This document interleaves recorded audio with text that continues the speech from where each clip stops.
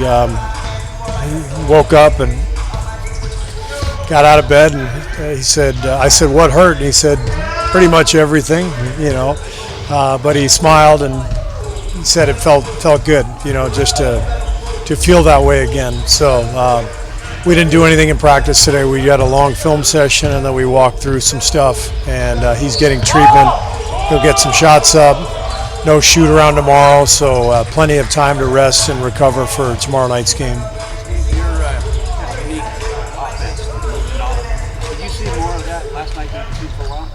Well, Steph is kind of an offense just by himself, and the players have to get used to some of Steph's movement off the ball and recognize the patterns where he's going to be able to get open. And so that was part of the film session, was showing these patterns. We call fewer plays when Steph is on the floor than when he's off. And so, the old guys, the last 5 years, it was second nature to understand where Steph was going to be. The new guys have to feel it and see it, but that's what makes Steph so unique among superstars is he can play with or without the ball, and he affects the game so dramatically without the ball. Most guys don't do that. Most stars need the ball in their hands, and so his off-ball work is something that requires all five guys to be on the same page with. You think that this is the wrong word I use there, but you think you guys were nervous playing with Steph for the first time? I don't know. I didn't sense that they were nervous. I did sense that it just felt like a big game, and when you're 14 and whatever, the games haven't felt that big. So this was, did you get it right this time? 14 and 49. All right, Raymond's on it. Sometimes you got to, call somebody out when they're not doing their job, and that pushes them to do better. So yeah, it's all part of it. But no, I think there was a sense in the atmosphere last night at the game that the game felt big, the atmosphere felt big. Great for our young guys to feel that, and a lot of that obviously was Steph's return. A lot of it was Toronto coming in town, great team. But I'm hoping that these last 19 games feel more competitive like last night, so that our players can feel that and get accustomed to it.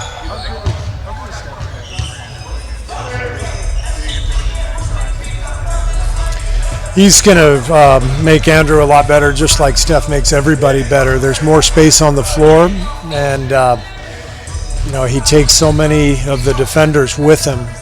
Steph does, and so that just creates opportunities for everybody else. And for Andrew, it's a matter of just feeling his way through all this. And we'd like to get Draymond out there so that he can feel, the presence of Draymond when he's handling the ball, and it just changes things a little bit, but it's all exciting. As I said last night, we can kind of see this team taking shape as it's going to look going forward, and it's exciting. Were there telltale signs to you that Steph is playing with a bunch of guys that he didn't even play with before this year? Or not really. Yeah. Not really. I thought.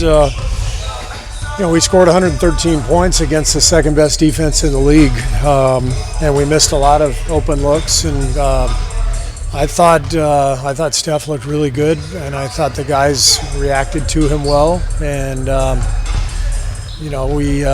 we've got a lot of work ahead, but he makes the game easy on everybody. So it's exciting to think about what we can accomplish going forward. As part of the film session and getting Steph the ball, just sort of retraining what exactly open for Steph doesn't need much space. I'm sorry. Do you have to almost retrain the young guys to see, okay, Steph doesn't need as much space as the other guys as far as being open, kind of retraining them? It's just different. And it's, Steph creates chaos out there. He draws the defense like nobody else in the league because of his ability to play on or off the ball. And it's most unique in his ability to play off the ball. And when you can draw two defenders when you're off the ball, that opens up the whole floor, and that's where the other guys really need to feel it. It's one thing for him to come off a high screen and get blitzed. Everybody knows what to do in that situation. That's a normal basketball play. We see that in the NBA all the time. You have to blitz great players.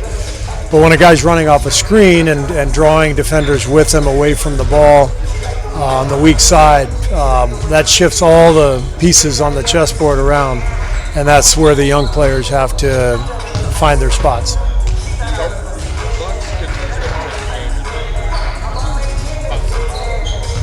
Like Mercury Morris? No. That's not something I've thought a whole lot about.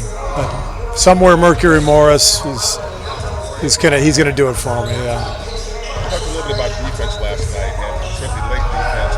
What do you need to see in terms of guys just coming together? Is that mostly what it's all about now? Well, game plan awareness and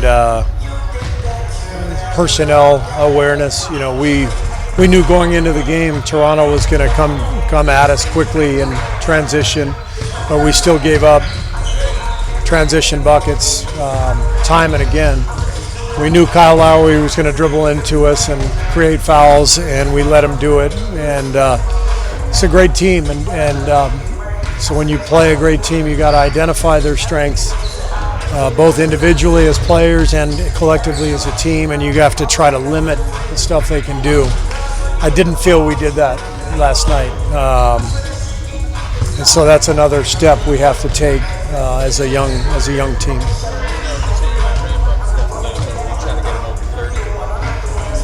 I don't know. I haven't talked to Rick yet, so we'll see tomorrow. Talked about watching video today.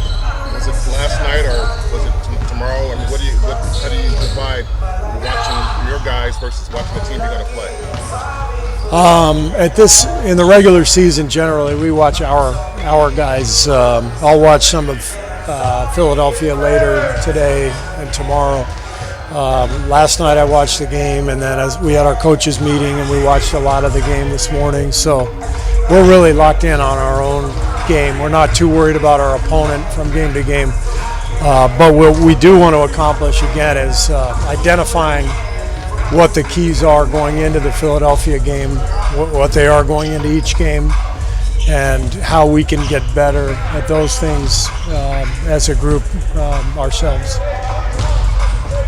All right, thanks everybody.